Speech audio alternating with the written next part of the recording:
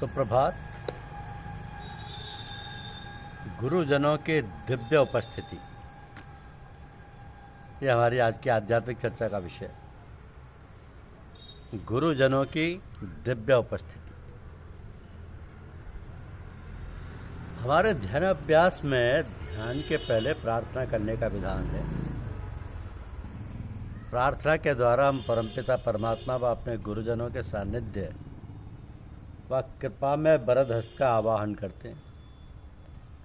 उनकी दिव्य उपस्थिति की अनुभूति जितनी सघन होगी, ध्यान का राजमार्ग उतना ही सुगम होता जाएगा।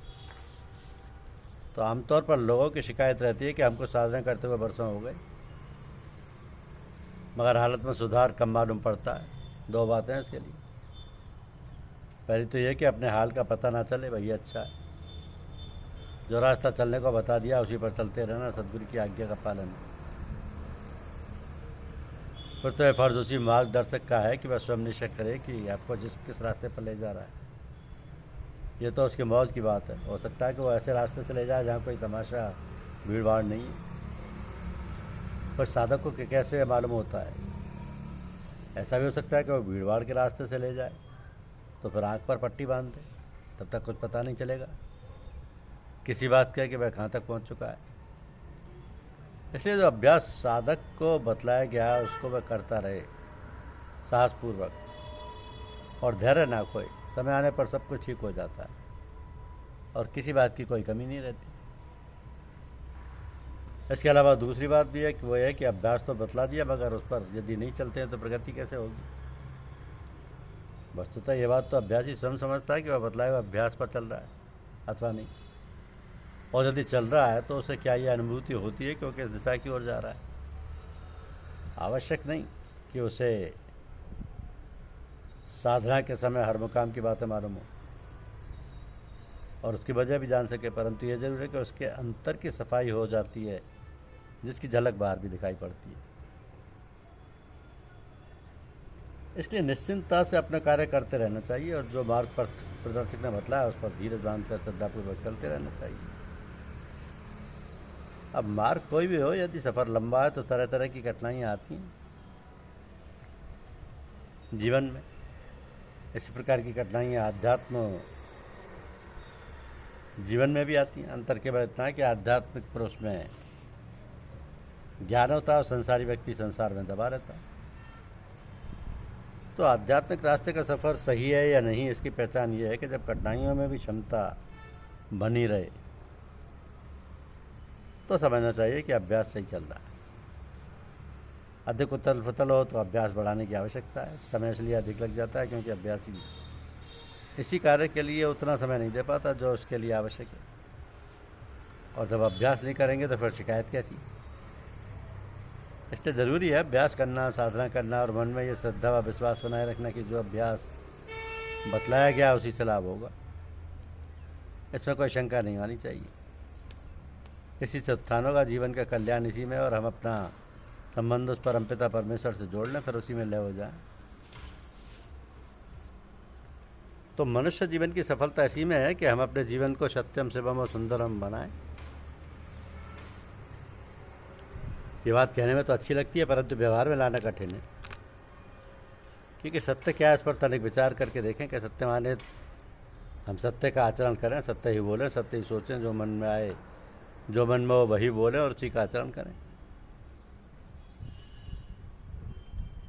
किंतु ये भी ध्यान रहे कि सत्य के आचरण में हमारे अंदर कटुता ना आने पाए। हमें शिक्षा को अपने आचरण में उतारें। सत्यम ब्रूयात प्रियम ब्रूयात, ना ब्रूयात सत्यम प्रियम। अर्थात हम सत्य बोलें लेकिन प्रिय बोलें, परंतु अप्रिय लगने वाला सत्य ना बोलें। ना ब्रूयात सत्यम प्रियम। हमारा बोलना सत्य तो हो ही, साथ ही शिव भी हो, शिवम भी हो, अर्थात कल्याणकारी भी हो। हमारे सत्य बोलने से किसी का अनिष्ट ना हो।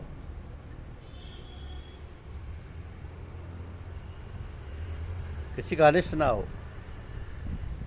किसी के दिल को ठेस ना लगे, बुरा ना लगे। बोलते समय हमें दूसरों के हित और सुख सुविधा का भी विचार करना चाहिए। सत्यम व शिवम के साथ साथ हमें सुंदर का भी पालन करना चाहिए। जो सुंदर क्या है, जो अच्छा लगे, जिसे देखकर और सुनकर दिल प्रसन्न हो जाए। अंतःकरण में ये भाव प्रकट होने लगे कि वाह, भगवान की कैसी दया कृपा है, कैसा मनमोहक दिल को लुभाने वाला सौंदर्य प्रदान किया है। सुंदरम में ओतप्रोत मनुष्य को देखकर व्यक्ति अपने को कृत्य मानने और लगता है। कृष्ण भगवान को ले लीजिए, वे थे तो कितने काले, किंतु उनके अंदर कितना आकर्षण था, कितनी मधुरता थी, और सत्यम शिवम व सुंदरम का कितना अच्छा सामंजस्य था। उनमें भगवान की लीला और उनकी कौतूहलजनक कार्यकुशलता का जीता जागता प्रमाण और उदाहरण तो हम लोगों ने महाभारत के टीवी सीरियलों में भी देखा है।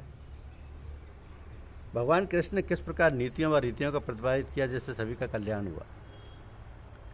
तो साधारण मनुष्य को भी अपनी जीवनचर्या ढालने के लिए ऐसे ही कष्ट, ऐसे ही इष्ट और उदाहरण को अपने सामने रखकर जीवन का निर्वाह करना चाहिए, ताकि उसका जीवन भी सत्यम शिवम व सुंदरम से ओतप्रोत हो सके।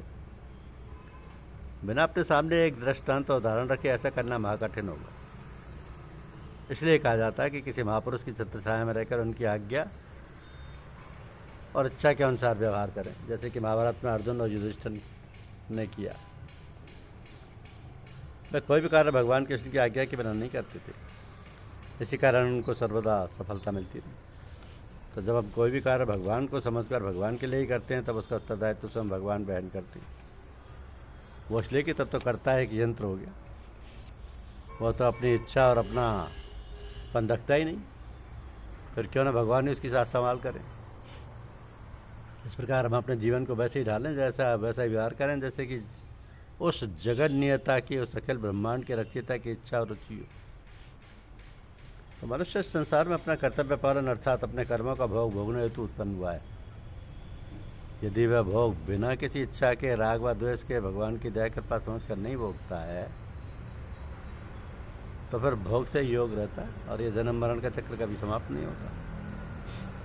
इसलिए सोचो, समझो, विचारो और कुशलतापूर्वक जीवन यापन की क्रिया को भगवान की अहेतु की कृपा समझकर पालन करो।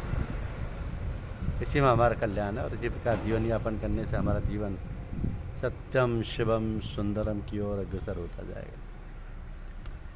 धन्यवाद। यूट्यूब चैनल को लाइक और सब्सक्राइब अवश्य करें। शुक्रिया।